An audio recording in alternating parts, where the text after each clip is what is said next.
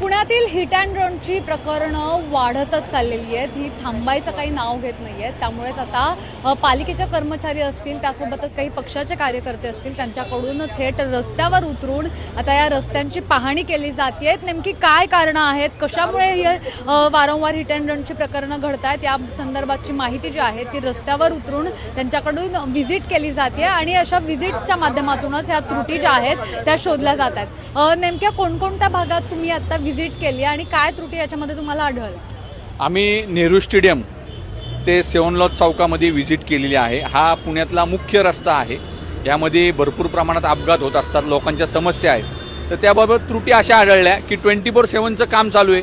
त्या ठिकाणी खडी आहे जागेवर. त्यानंतर कुठं फुटपाथ तुटलेला आहे, कुठं 24/7च्या कामांचे पाईप आहेत, लाईट नाही आहे, कुठंतरी ग्रेड सेपरेटरमध्ये अंधार आहे, त्यामध्ये CCTVचा प्रश्न आहे. याबाबत पुणे महानगरपालिकेचे सर्व अधिकारी या ठिकाणी आलेले आहेत. आम्ही प्रत्यक्ष व्हिजिट केलेली आहे, त्यांनी नोंद केलेली आहे व पोलिसांना याबाबत सूचना केलेल्या आहेत की आपल्याकडनं सुद्धा वाहतूक नियोजनाबाबत असेल किंवा आपले पोलिसांचे जे राऊंड असतील ते वाढवण्याबाबत सूचना केलेल्या आहेत. नक्कीच काही पालिकेचे अधिकारी लोक देखील आपल्यासोबत आहेत, ज्यांच्याकडून ही पाहणी केली जाते.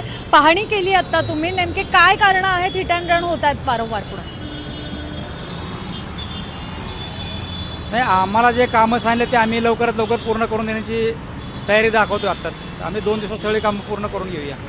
आतापर्यंत तुम्ही जिकडे पाहणी केली तिथे तुम्हाला काय आढळलं की कशामुळे नेमके हे प्रकरणं जे आहेत ती घडतायत? जसं त्यांनी सांगितलं की रस्त्याचे काही समस्या आहेत किंवा अनेक काही प्रॉब्लेम्स आहेत. काय नेमक्या त्या त्रुटी आहेत? स्वारगेट परिसर हा गर्दीचा परिसर आहे तिथं, त्यामुळे तिथं थोडेफार गुन्हे झाले नाही पाहिजेत, त्यासाठी आम्ही प्रयत्न करूया.